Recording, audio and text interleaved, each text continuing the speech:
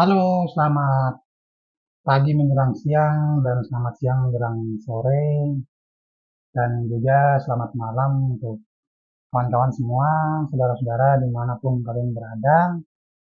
Semoga kabar kalian sehat walafiat dalam perlindungan Tuhan Yang Maha Kuasa.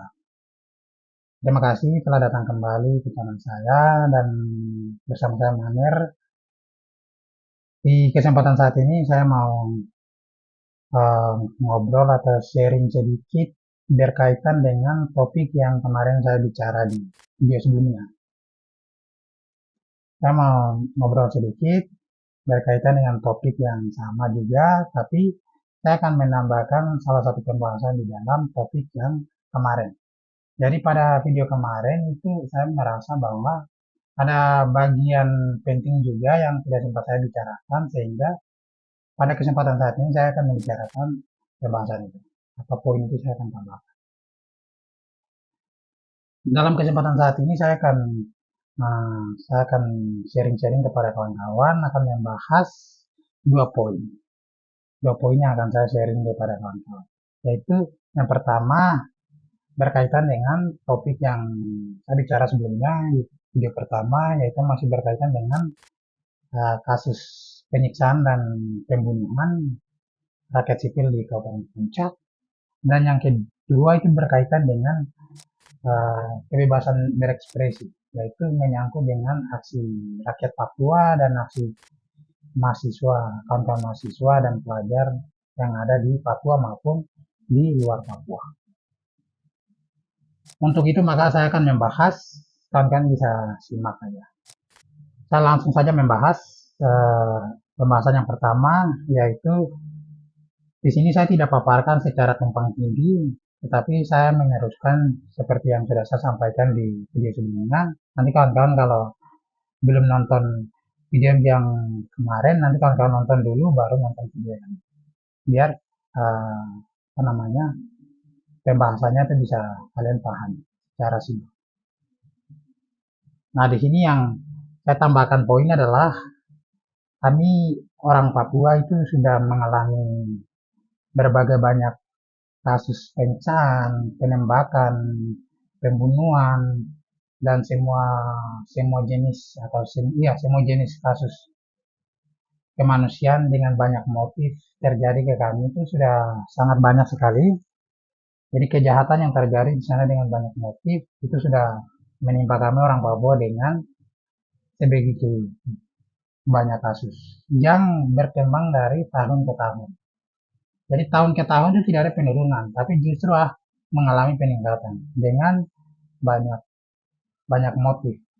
Ada yang meninggal karena ditembak, ada yang mengalami penyiksaan lalu ditembak, ada yang tanahnya diram, tanahnya apa namanya, tanahnya mengalami perampasan, orangnya protes, datang aparat bunuh, langsung ditembak atau ditempat atau langsung ditembak. Banyak kasus-kasus ini banyak terjadi. Sehingga berangkat dari banyak peristiwa itu berangkat sampai hari ini, saya sendiri menyimpulkan bahwa kejahatan yang menimpa kami orang orang Papua ini jangan jangan orang dari luar atau orang siapapun itu jangan melihat persoalan-persoalan ini lalu menyebutkan bahwa ini adalah oknum yang melakukan kejahatan. Tidak, saya tidak sepakat dengan uh, cara pandang semacam ini. Nah, di sini saya mau menyampaikan sudut pandang saya. Ini adalah berangkat dari rentetan kasus yang terjadi secara masif. Jadi di sini saya simpulkan dan saya menyampaikan bahwa ini adalah kejahatan struktural yang sangat luar biasa. Jadi jangan kita lihat sekedar hanya oknum yang melakukan ini, hanya oknum, tidak bisa.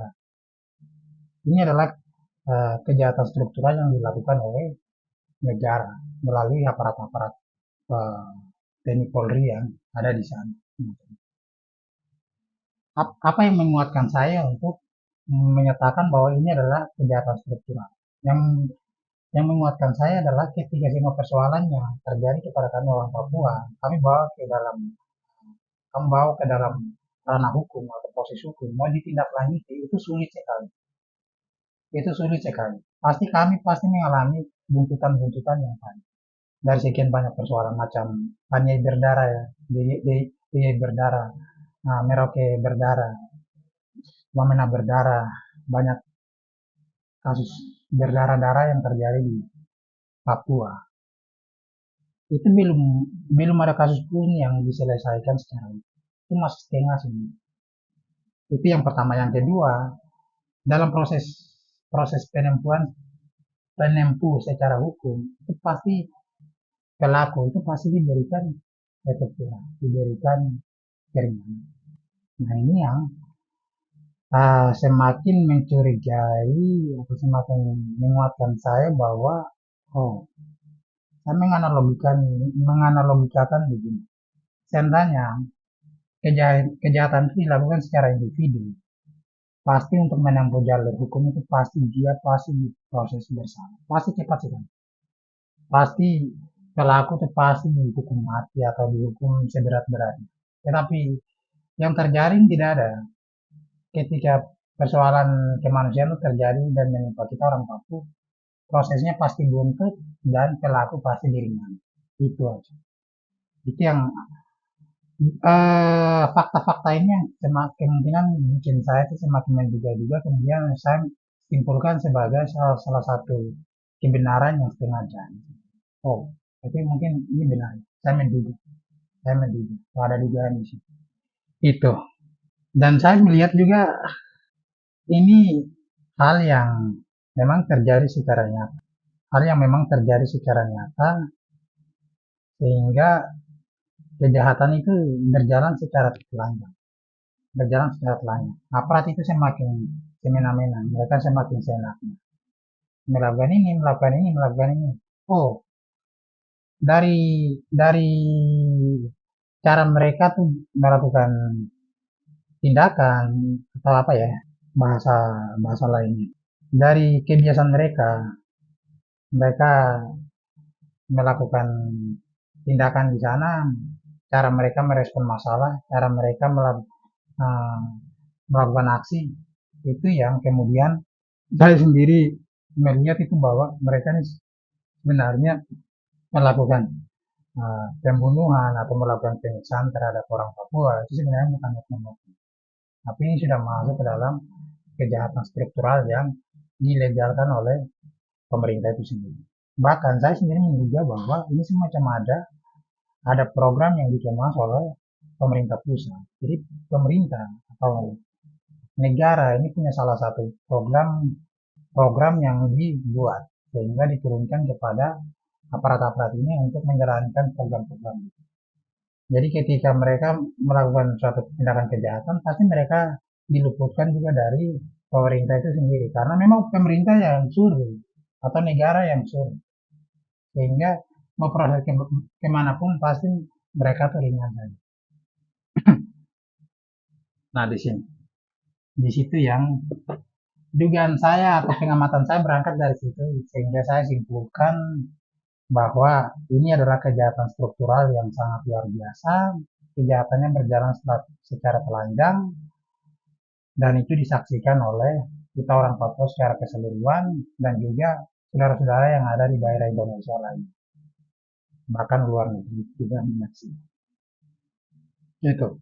Jadi, saudara-saudara saya mau stop bilang bahwa kejahatan yang terjadi di Papua adalah pelaku kejahatan adalah oknum, itu jangan sampai bilang begitu. Coba kalian explore lebih jauh lagi supaya kalian bisa dapat titik yang bisa memperkuat uh, pandangan kalian bahwa ini kejahatan ini benar-benar oknum atau tidak. Bagi saya sendiri itu bukan oknum, tapi itu adalah kejahatan struktural. Mereka adalah alat yang dipakai oleh negara untuk melakukan kejahatan. Titik.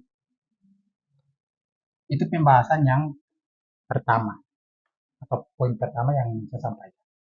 Kemudian masuk lagi ke poin kedua yang tidak kalah penting adalah kebebasan berekspresi. Seperti yang tadi saya sampaikan di awal, kebebasan kedua adalah kebebasan ekspresi. Saya berangkat lagi pada uh, isu atau kasus yang sedang memanas saat ini. Saya akan membicarakan dalam kurun awal bulan ini, bulan April. Nah, di awal awal bulan April kemarin tanggal 2 April 2024 itu sempat eh, masyarakat Papua dan kawan-kawan mahasiswa terus tokoh-tokoh yang ada di Papua itu membentuk salah satu front besar yaitu anti militerisme tanah Papua. Mereka membentuk front itu dan melakukan aksi pada tanggal 2 April tadi. Mereka membentuk front dan melakukan aksi secara secara prosedural mereka sudah lengkapi yaitu surat-surat, surat pemberitahuan, surat izin dan lain-lain. Mereka sudah memberitahukan ke Polres Jayapura Kota. Kemudian mereka melakukan aksi tepat pada hari itu. Mereka melakukan aksi begini, mereka dihadang oleh puluhan aparat gabungan, yaitu polisi maupun tentara, intel-intel juga, itu melakukan penghadangan, melakukan pembubaran, intimidatif, dan sempat mengeluarkan tembakan-tembakan kepada masa aksi waktu itu. Saya melihat itu memang sempat terjadi chaos yang luar biasa dan sempat saya dapat informasi bahwa hasil akhir itu 62 orang masa aksi diangkut ke Polres Surabaya. Ke Polres Jayapura. Sampai saat ini update-nya belum saya tahu informasi lebih lanjut saya belum terima, tetapi yang pasti situasi saat itu memang berjalan cukup panas. Sempat viral kemana-mana ke media sosial, banyak lihat bahwa masa aksi sempat dibubarkan secara paksa oleh tentara polisi maupun intel-intel preman-preman bayaran. Kemudian waktu yang tidak berselang lama itu eh, rakyat Papua dan solidaritas dari mahasiswa itu melakukan aksi di Kota Nabire pada tanggal 5 April 2024. Sebelum melakukan aksi itu mereka sudah melengkapi uh, surat-surat secara prosedural, surat surat pemberitahuan kepada Polres dan lain-lain. Seperti seperti kita mau melakukan aksi biasanya. Jadi surat pemberitahuan apa semuanya sudah dilengkapi dan pada saat tanggal 5 April semua masa aksi turun turun jalan. Namun ketika masa aksi mau melakukan aksi mereka dihadang oleh aparat gabungan, baik itu polisi maupun tentara, intel-intel itu mereka menghadang masa aksi. Sempat sih terjadi kemacetan panjang karena terjadi pembungkaman.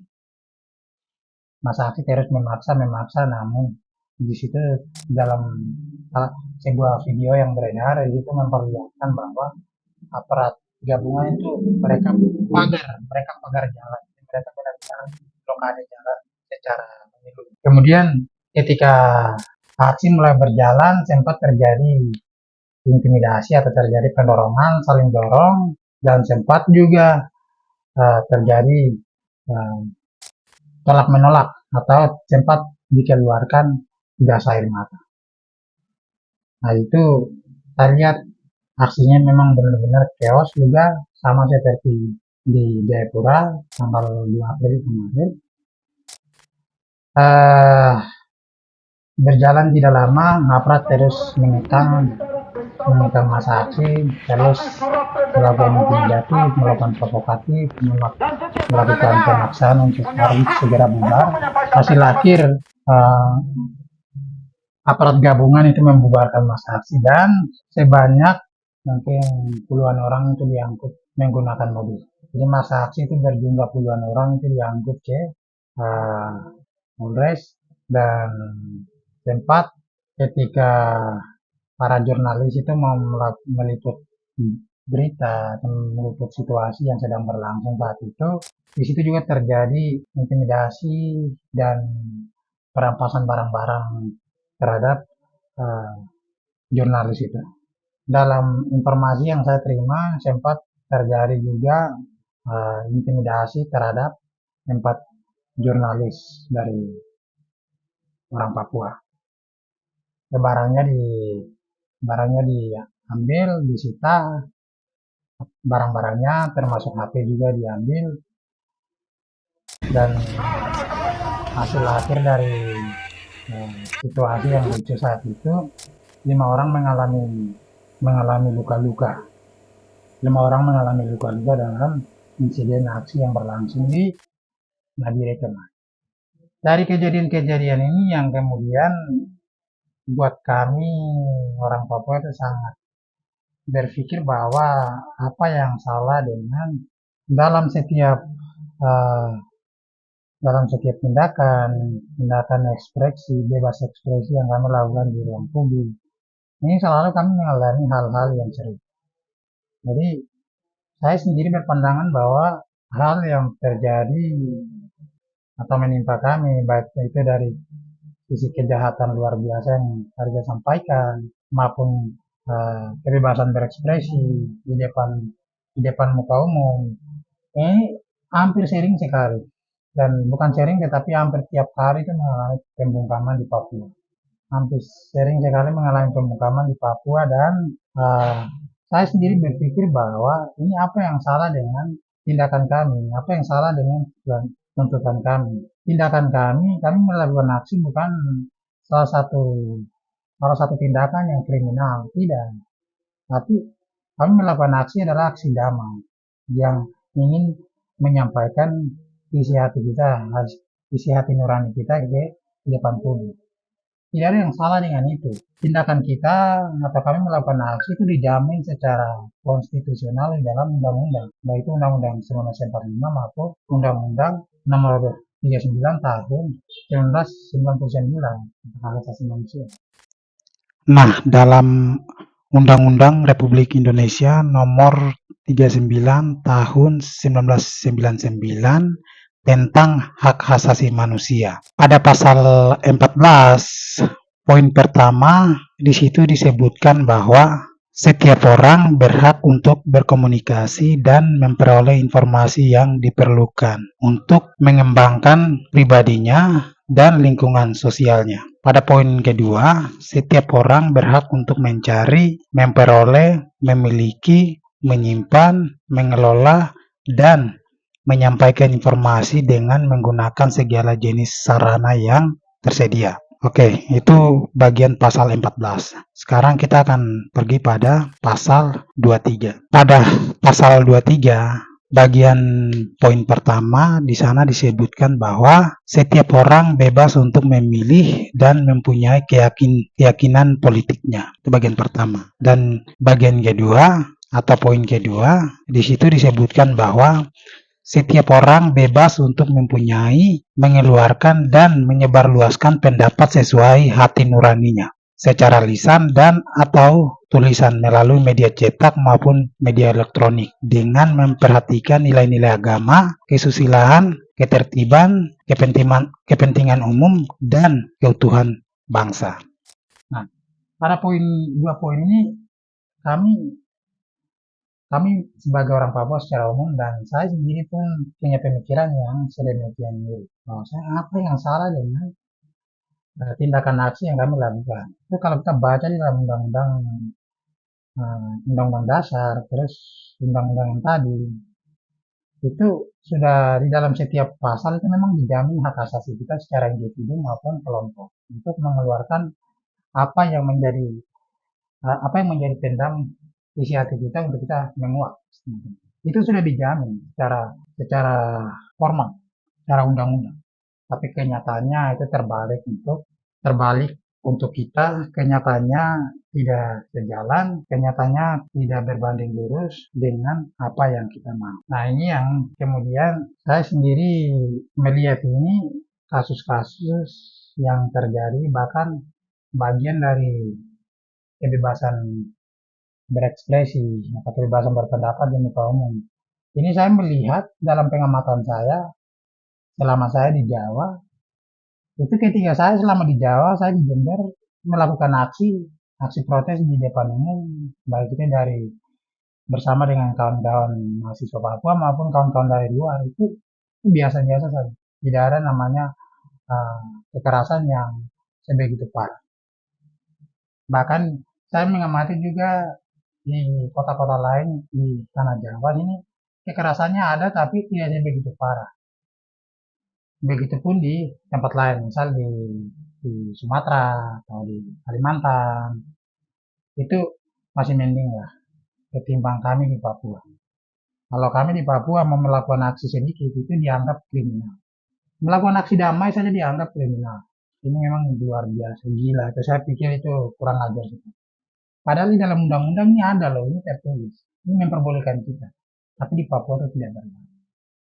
Nah, berangkat dari situ, saya kemudian juga menyimpulkan bahwa atau berpandangan bahwa ini adalah tidak secara langsung ini adalah salah satu perlakuan yang merujuk pada tindakan diskriminatif. Tindakan yang diskriminatif. Kenapa begitu? Karena masa sih di daerah lain, di tempat lain itu kebebasan berekspresinya masih ada ruang lah semacam itu, ruang demokrasi. Kenapa kita di Papua terlalu didempetkan, tidak ditutup sampai kita tuh mau bernafasnya tidak bisa. Mau bicara ini serba salah, mau bicara ini serba, mau bicara ini serba. Why? Itu kenapa? Kita bicara kebebasan kita berpendapat, kebebasan kita mengeluarkan pandangan, kita hidup. Itu bagian dari hak hidup manusia yang memang sudah tertanam melekat secara fundamental. Itu tidak bisa dikecilkan oleh atau tidak bisa dibatasi oleh siapapun. Siapapun manusia maupun instansi negara tidak bisa membatasi hak-hak yang sudah melekat dalam diri manusia. Itu tidak bisa. Saya pikir ini ada salah satu paradigma atau salah satu pandangan yang bermasalah. Ini sangat diskriminatif. Jadi kebiasaan ini kalau diterus-teruskan ini bisa bisa jadi hal yang terlalu bumerang. Kita bukan manusia ya, bukan uh, benda mati yang mau didiamkan, mau ditaruh untuk diam. Kita manusia gitu, tidak bisa. Itu dengan sendirinya melawan hukum alam, melawan hukum internasional, melawan hukum produk hukum yang negara ini bikin sendiri. Ketika aparat negara itu melakukan suatu tindakan untuk membatasi kebebasan hak kebebasan kita secara individu maupun kelompok, maka dia secara tidak langsung dia juga melawan semua hukum yang berlaku dalam tubuh, melawan hukum alam, melawan hukum internasional, melawan hukum nasional, hukum nasional yang tadi saya sebutkan. Di dalam Undang-Undang Dasar juga ada, di dalam uh, Undang-Undang tentang hak asasi manusia itu juga ada juga. Kawan-kawan bisa membaca-baca. Jadi seperti saya balik lagi pada tindakan diskriminatif. Nah, dalam frame yang saya bicara tadi tentang aksi ini juga ini salah satu poin ini yang ingin saya timbulkan juga ke atas bahwa kebanyakan juga dari kebanyakan orang lah, kebanyakan kawan-kawan masyarakat luar itu melihat bahwa tindakan diskriminatif itu hanya dia menjalar ke bagian identitas manusia atau menjalar ke bagian kultur atau warna kulit. Nah, saya ingin menunjukkan salah satu frame bahwa tindakan diskriminatif ini berlaku ke kita orang Papua dalam konteks kebebasan berekspresi juga. Nah, kebebasan berekspresi kita nih dari kalau kita amati nih dari tahun ke tahun selalu dibungkam, selalu mengalami pembungkaman oleh aparat-aparat itu tadi. Nah, dari pembungkaman ini kita bandingkan dengan daerah lain yang keterbukaan informasinya ada, aksesnya semua ada, terus kebebasan uh, berekspresi atau ruang demokrasinya terbuka. Itu kamu bandingkan, wah berarti kami nih terlalu didempet ya kan, kami terlalu didempet sampai di pojokan. Jadi ruang-ruangnya tertutup semua. Wah, berarti ini bagian dari tindakan diskriminatif yang sangat luar biasa dilakukan oleh pemerintah. Saya kira itu salah satu poin yang saya sampaikan ke kawan-kawan. Semoga kawan-kawan juga bisa paham bahwa situasi yang terjadi di Papua memang kompleks. Tinggal kita pilih, kita melihat, kita membahas di topik yang mana, topik yang mana, topik yang mana. Tetapi kemudian uh, kita akan pergi pada pelaku-pelaku yang sama. Kita akan pergi pada kesimpulan-kesimpulan yang sama. Kita akan pergi pada tujuan yang sama atau kita akan pergi pada maksud yang sama. Jadi tidak apa-apa, kawan-kawan bebas untuk mengeksplor topik-topik yang ada, pilih mau membahas yang mana nanti bebas bisa dikaji lebih jauh. memang sangat kompleks kalau kita bahas wakaf. Nah, itu pembahasan terakhir dari saya. Semoga apa yang saya sampaikan ini bisa menambah salah satu apa namanya menambah pencerahan, menambah salah satu sudut pandang ke ruang publik yang sudah tersedia. Mungkin dari saya, uh, mungkin ada yang kurang atau ada yang lebih, nanti kawan-kawan bisa berikan komentar, tambahan, sanggahan di bawah. Ya. Kemudian saya bikin pembahasan lagi yang mungkin lebih lengkap, atau mungkin membahas lagi hal yang lain, itu kawan-kawan bisa, kalau ada tanggapan bisa isi di kolom komentar di bawah. Terima kasih untuk kawan-kawan semua yang sudah menonton. Sampai ketemu di lain waktu. Terima kasih.